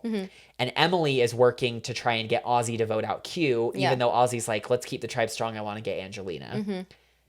But then the vote, it ends up being unanimous. For Q. Q doesn't have a vote, so Stephanie's the only Angelina vote. And like I said, the reason that I think that it was so easy is that Ozzy probably told Emily, and maybe everybody, but he definitely probably told Emily, Q doesn't have a vote. So even if we decide to vote for Angelina, it's gonna be a tie. It's gonna be a tie. Like there's no point. Christian, Mike, and Angelina, especially if they knew that Q didn't have a vote, they were never flipping on Angelina. No. Because why would you vote out somebody that's gonna work with you? Totally. And is loyal. Yeah. So I don't actually think there was anything up for debate this episode. I think it was edited a certain way and conversations were left out to make it more suspenseful. But like, I think that Q got swap screwed really hard, and it just is another reason as to why if I was ever on Survivor, I am never, ever, ever voluntarily risking or giving up my vote. No. There's been too many people that have been screwed. It's not by not having a vote. So if I was there with Ozzy, I would have been like tooth and nail. I am not giving up my vote. I will refuse. I will die on this beach arguing you on it. I am not taking it. In fact, I am so confident that I need my vote that I'll take the extra vote. And if we are ever on the same tribe, I will give it to you. Yeah. That's what I would have done. That. Yeah. Because that's smart. Too many people have been screwed. Now, granted, Q probably would have been screwed anyway, just because it kind of seems like Emily was probably going with the Christian group anyway. Yeah. But if he had a vote, there may have been more up for debate, because if Ozzy and Emily wanted to swing to the other side, they wouldn't have to fear a tie. So that's my 2 cents. Yeah, definitely. I do think it was up for a little bit more conversation, though, based on like seeing Emily and Ozzy's conversation, because Ozzy was like, I would rather vote Angelina first. Like, it would just make more sense if we got rid of Angelina first. She does the least. But in true the evolution of Oscar fashion, I love how he handled Emily. Yeah. And he was like, no, let's talk this out. Like, it's okay. Let's just like talk out our options. And he's playing such a good social game. Like, I love seeing Ozzy genuinely play a different game. Yes. It's so refreshing. It's so refreshing. I love it. Like, I love it. 3 episodes in and it's still like really exciting. Yeah. We heard so many people being like, I'm playing different from last time. Even this episode, like we heard Angelina talk about it. We heard Genevieve. We heard everybody. Yeah. Still to be seen. Still to be seen. But like, her just being very unaware. Yeah. I think like of her position on the last tribe. Yes. And then having a rude awakening and then being saved by Mike White. Oh, yeah. You know, like that's exactly what happened. And that's what's happening right now. Yep. But Ozzy is walking the walk. Yes. And he is playing different. And I think old Ozzy would have fought more for strength, and he like wouldn't care about the strategy of it all, wouldn't care about the relationships of it all. Yeah. And he would have like really just stuck his neck out for that. Yeah. But I love that he's just so open. I think they still are strong, even though Q's gone. Q really was so much strength for them though. Yeah. And it was interesting too, because then Mike has a conversation with Q a little bit later, and Q is just like, so funny. Vote for me. Like if his rationale, I believe, was because he says in the confessional, he talks about it in his exit interview. I'm trying to get Mike to throw away a vote Yeah. to make it so that it could be like a 3-2-1 moment where like Yeah. Steph, Ozzy, and Emily would vote for Angelina. Angelina and Christian vote for Steph, and then Mike votes for me. Yeah, that's what he thought would happen. Which is ridiculous. Which made me laugh because then Mike's voting confessional, because he was already going to vote for Q. He was like, okay. And so then his voting confessional was, you told me to do this. I know. I thought that was so funny. It. Mike White is so funny. He's so funny. So funny. I do love Mike White. Yeah. I admire the strategic swing from Q. Yeah, and it was I do kind of too. like a funny callback because when he was like, vote me out, I was like, okay, it's 46 all over again, but this time instead of it just being like Q's a baby, Yeah. there was some strategy behind it. There was some strategy So we behind it. did see some growth. Because he was then thinking, he talks about it in his exit interview, where he's like, I don't have the vote, right? Yeah. So it'd be Steph and Emily and Ozzy together on Angelina. Yes. And then it would be Angelina, Mike, and Christian on me. Yeah. That's what he's saying. Uh-huh. But then he said, if it goes to a revote, I can't vote anyway. Yeah. And now Angelina can't vote either. So then it would be a 3-2. Yeah. So that was his thought process. Yeah. Because he's like, I figured all three of them then were going to switch the vote to me. Yeah. But that wouldn't matter because I Big don't brain. have my vote anyway. Yeah. So I was like, okay, Q, like, he really was thinking through Yes. that. And that really would have worked out in Yeah. theory. Like, Yeah. it would have been genius. Yeah. It was risky, but like, it would have paid off. If it worked out, that would have been fierce. But it just, and he tried, like he really did try, and he like put himself out there and tried to make something happen to save not just himself, but like Stephanie as well. He should have just let Stephanie be the vote, but for sure it wasn't going to be anyway. Anyway, I just liked that he was thinking about it. And in the exit interview, which is so entertaining, like Q is so entertaining to listen to. Oh yeah. And he's the best type of TV where it's just like entertaining without him trying. Yes. Like it's not theatrics. Yeah, he's that's not just- that's who he is. performing. It's just him being himself, and he's so entertaining. What did Savannah say? Just be yourself. Just be yourself. That's cute. Yeah. And Rob Sesternino was like, I'm going to make a bet that you're going to play 5 times. So don't worry. This is just Wow. your second time. I would love to see Q play that many times. I would love to really see Q. would. I was like, I don't know. I kind of made a joke about it early in the episode. I feel like I would be surprised if we ever saw any of the 50 people play again. I don't know. I don't Like, know. It really depends on like if they do like another all winners, maybe we could see like Yeah. D, Savannah, whatever. But like, I don't could know. see It just a new era All Stars. Like I really maybe could. it'll just be Before wherever 60. they go after this will be really interesting. It is going to be so interesting. I'm kind of scared, but Have to admit I'm a little disappointed it wasn't Stephanie. Because I'm rooting, I was crushed. I'm actively rooting for her downfall every single episode. Same. My cousin sent me I was crushed. a Reddit post. Let me read this Please. because it made me laugh. I'm just checking if I have any other notes Yeah, you're from good. this season. My cousin sent me this post last night where one person commented saying, Stephanie is the same age as Joe. And then somebody responds, they're the same age. Someone responds and says, yeah, but anti-Semitism is worse for your heart health than steroids. LOL. And so I hadn't watched the episode yet when he sent me this, but I said, I haven't watched the episode yet, but I'm choosing to believe that because Stephanie is being discussed, that it means she goes home. And then he said, this was absolutely a spoiler-free comment. And then I said, I will still choose to believe that Stephanie is out of here. No, So actually. not this week, but If But- Batu goes to tribal again, which they very well could. Stephanie is in trouble for sure. She's in trouble. Maybe things won't be as straightforward because maybe they'll want to break up the trio, but like I don't see that happening. Stephanie I think is in big trouble. Yeah. Maybe they'll try and get Ozzy because does anybody on this tribe know that Ozzy? Oh, Stephanie does. At least. that Ozzy what? Has the idol. Because Q knew and Stephanie does too. I don't know if anybody else knows. Emily? No. I think only Suri knew. Oh yeah. But that means that Stephanie, if I mean her Hail Mary, I want Stephanie to leave. But if I was her, the next thing I would do is I would go and be like, hey, Ozzy has an idol. I'd be like, thanks for the information. Just letting Stephanie. you know. Just letting you know. Yeah. You need to, if you want to flush it. Now's the time. Yes. Now's the time. Like you should get him out. Instead of just wasting this on me. If she was smart, that's what I would do. I don't want her to do that. I don't think she will. But if she was smart, that's what she would do. Yeah. And I really don't think she will. She might. I hope not, because I want her She out. might. But I could see it. I'm sick of her as well. And here's the thing. She's... Coach, we knew would play the same. Yeah. And it would still be entertaining because it's Coach. Colby and Stephanie, we knew would play the same. Yeah. And it's not interesting. Yeah. Like, I'm sorry. It's just not. It's not. Anyway, whatever. Yeah. She might go next time. I could really, really see that happening. Yeah. I don't see the David versus Goliath 3 turning on each other, obviously. I think Emily and Christian, or Emily and Ozzy obviously have each other, and I feel like Christian's going to have Emily. So, yeah. I don't know. We'll see. I would love to see a different tribe go to tribal just to see how it shakes out. Maybe Kahlo. I was going to say Kahlo could be really interesting because Colby doesn't have a vote. Yeah, that would be fascinating. So if we see a 2-2-2 moment, like... Who is our... Queen of the Week. Queen of the Week. Queen of the Week.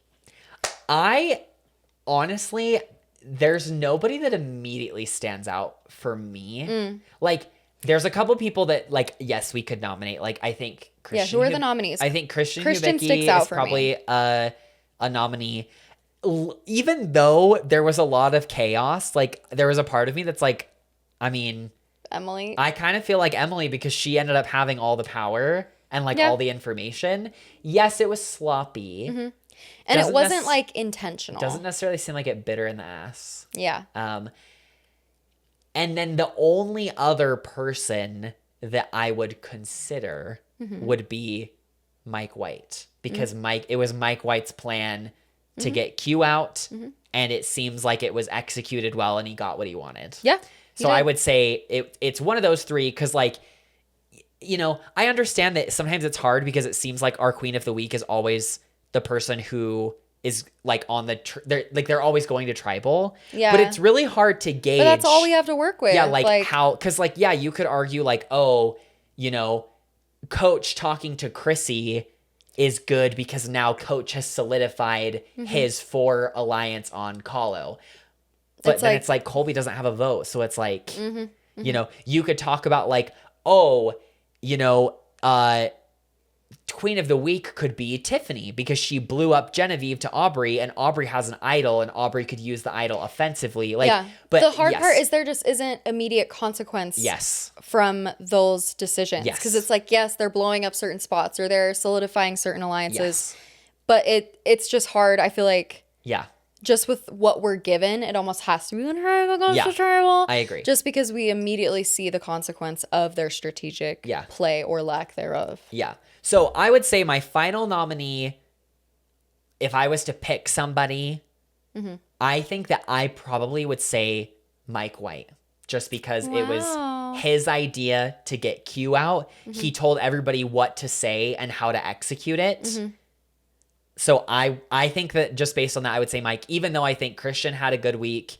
I think Emily also had, like, a good week. Like, she built her bond with Ozzy. She built a bond with Angelina. Yeah. So I would say I'm kind of split between Mike and Emily. Like, Christian. I'm like Christian. Christian was good, but I'm like, if I'm thinking about, like, who played the best game this week, I don't really know if there was a ton that Christian did this I think he effectively diffused the bomb that Emily Flippin was. and like the consequences of all of that. Yeah. And he just like helped calm that down. And then Yeah. I think just his social skills with her, it was able to like diffuse it and be like, we're good. Let's just move forward and like make this happen. But you could argue that happened in the first place because of his gameplay. Yeah, that's like, true. Like when him just being like, hey, she has an idol. Good Yeah. luck. Like. Yeah. But I don't think that was bad. In either case, I think what Emily should have done when she hits the beach is go straight to Christian and be like, hey, let's chat really quick. So what was that all about? But what does she choose to do first? Go tell the ops and blow up her ally's spot. Yeah. And then have to like reverse it. And anyway, yeah. I don't know. This one's tricky. It is tricky. I mean, we make our own rules. So I vote. Oh, man. It actually really is hard when I think about those three. Yeah. Because Emily, like, effectively used chaos, and she didn't let each decision be like, oh, crap, I'm done. I'm cooked. It's like, okay, what do I do now? What do I do now? Like, oh, I can do this. I can do this. Like, it's fun to watch her just play so out there. And, like, she is what we want to see. And the like, show, it's so fun. The show kind of framed her as, like, the driver of the decision. And she kind of was. The main character of the episode. Like, I need to get Ozzy on my side. So, like, yeah, and she did. From an edit perspective, I think it was like, oh, Emily's was the player of the week. But yeah, if we're looking at it a bit objectively, there was some sloppiness on her part too. So, you know. I think Mike or Christian. Yeah. Flip! I'm thinking Mike is who I was going to give it to originally. But there's no one obvious person like the other 2 weeks where it was Ozzy and then Christian last week. I would like my like initial choice is Christian, but I love the idea of Mike White, and he's just like such a lovable person. Yeah. And like everyone wants to work with him. And I love just like his honesty of like, I'm voting for you. Like we don't see that super often. Yeah. And then just how everything worked out with Q. It's just so great. And he was like, okay. Yeah. Like, I guess I'll vote for you. And then he's like, you told me to. I'm happy to go with Mike. All right. Mike White, congratulations. You are Queen of the Week this week on the Queens of Ponderosa podcast. You don't get anything because we'll reuse this next week. But congratulations to you, bestie. Three men in a row. Who are we? Who are we? Who are they? I know. They're queens. They are. They are queens. They are. Queen behavior, queen play. Yes. I'm really sad to see Q go. I really, really am. Destroyed my hope for my all-time favorite final three of Coach, Angelina, and Q. I know. Literally the most entertaining final tribal that would ever exist. It would have been absolutely incredible. And then Angelina Keeley would win unanimously.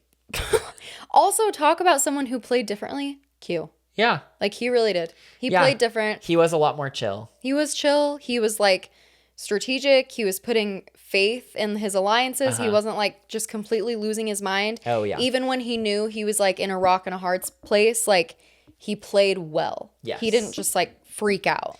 He didn't make anybody scream. No. I'm best.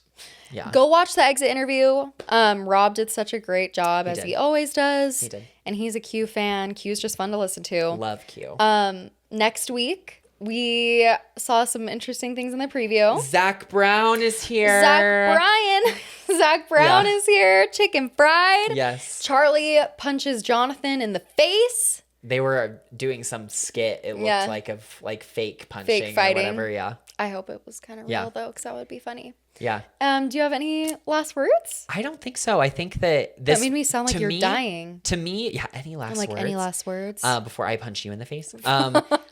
I think this was my favorite episode so far. I loved it. Mostly because beyond the cringe rapping, all of the like bullshittery that is a part of Modern Survivor was not present. No, it was not present. No twists, no journeys, no this, no that, no whatever. Like, it was just straightforward connections. Survivor. Q got voted out. We never got a Q Aubrey saga moment. Like, we were never gonna get it after the first episode, but so dumb. Just really interesting. But yeah, I enjoyed this episode a lot. It was my favorite one so far. I'm really happy that Sari is safe. We already kind of did a draft update. I have to update our numbers for episode 3, but currently I am in the lead with 78 points. Yeah. And Alicia has not only are you 68 in the points. lead, you are blowing. But Q was on my He's on your draft. he was on my draft. So you're gonna start losing some points. I'm no longer gaining any points that way. But yeah, the Steph fact is that, also on your draft. Oh, I ended up with Steph too. Yeah. Oh shit. So if they forgot about go, that. you could get a double hit. Oh, we'll that's see. okay. We'll see what happens. I'll take the hit for Steph. Even It's with fine. Jeff's rapping in this episode, I didn't hate it that much. The It was- rap you didn't. I mean, I didn't. I hated it and it was cringe. Yeah. But it's just like, you know what? He's just having fun and being silly. Jeff's just like whatever. our old, silly he's- Grandpa Jeff. Yeah, he's losing Oh, it a little Papa. bit. Oh, shucks. Oh, that's just Yeah. Grandpa Jeff. Yeah, literally. We love him for it. Yeah. This was such a good episode. It was a great episode. And I'm stoked for next week. Share your Queen of the Week as always. Share Yes. your thoughts. I hope you're watching Yes. and loving this season as much as we are. Yes, and with that, the queens have spoken. The queens have spoken. Tune in next week where we'll recap episode 4 of season 50 and give you all the tea, all of our thoughts, update you on the draft, Yes. and continue watching Suri Fields march to victory, because you better believe that's what's happening, honey. Yes. I don't think so, honey. Suri Fields not winning Survivor season 50. I don't think so, honey. That would be my tangent. I love that. Yeah. I would listen to that. Thank you. Please. Thank you. Yeah, It's you're what I welcome. do every episode anyway. So, all right. She really could. Yes, she could. Go out, slay. Yes, girls. Go have out, such slay, a good week. outfit, enjoy the sun, and tune in next week. We'll see you then. Don't miss it. Bye, everybody. Bye.